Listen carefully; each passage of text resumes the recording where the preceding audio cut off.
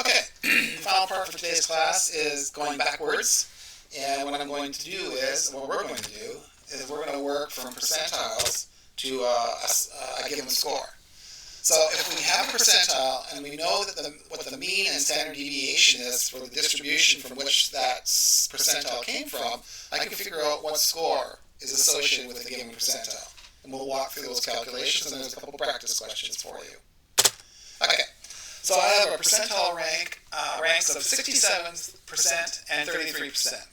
So I want to know what scores are associated with the 67th percentile and the 33rd percentile from a normal distribution that has a mean of 50 and a standard deviation of 8. So I'm working backwards. So I have to work from the body of the table that we use for the standard normal curve. So there's the first thing I have to ask myself is the percentile above 50% or below 50%? When the percentile is above 50%, I follow the rule here.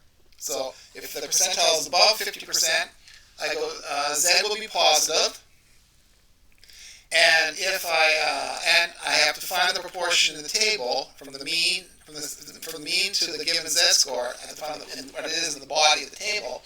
I take the percentile 0.67 and subtract from it 0.5, so I can find the information in the table. We'll walk through that in a sec. So what I'm going to look for in the body of that table is 0.17. When the percentile is less than 50%, I then know that I have to have a negative Z score because all negative Z scores are below the mean. Positive percentiles that are greater than 50%, the Z score is positive or above the mean. It'll be negative, and then what I have to do is I take 0.500 and subtract from it that percentile, which is less than 50%. So 0.500 minus 0.33 is 0.17. I'm looking at the same value in the text for the 67th percentile and the 33rd percentile, and I've done that on purpose, so they mirror each other. And the only difference is, in the one, when the percentile is greater than 50%, I'll find a positive Z score. For the 33rd percentile, which is below 50%, I will make sure I treat it as a negative Z score. And we'll walk through that right now for both of them. Okay, so for the first one, 0.67 percentile. 0.67 minus 0.5 is 0.17. So I go to the body of the table and I look for 0.1700. And that represents the area from the mean to a given Z score. So I know 0.17 plus 0.5 is 0.67.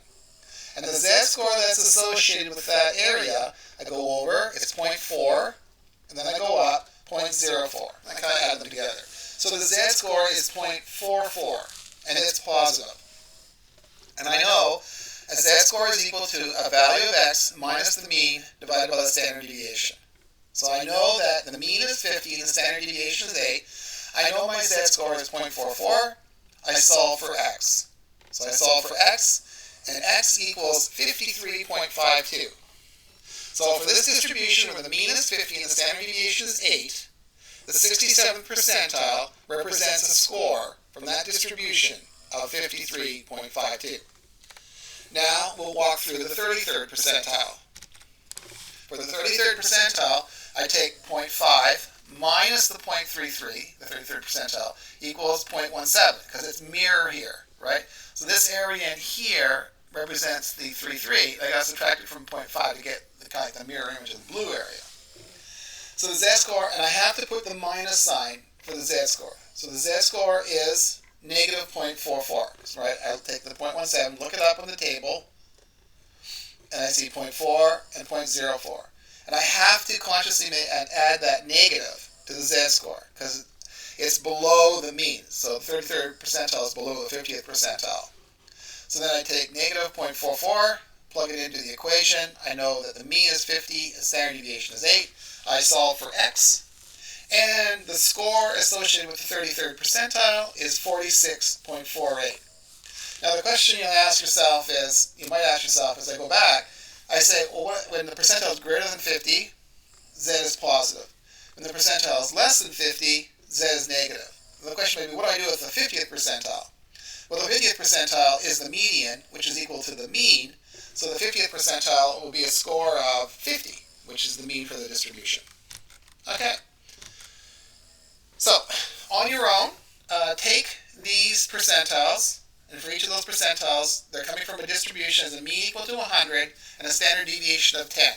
So, pause the video now and attempt to answer those on your own. Key first question you ask yourself is the percentile above 50% or below? And then you can walk through the steps. So pause the video, attempt it, and then I will show the answers in a second. And here are the answers. So walk through those. For the first one, the score is 107.1. For the second, 97.3. For the third, 112.7. And for the fourth, it's 83.8. Now, the first thing you got to realize is that for the first one, because the percentile is greater than 50%, I take that percentile and subtract 0.5 from it. And I know I have a positive z-score. For the second one, the percentile is less than 50%.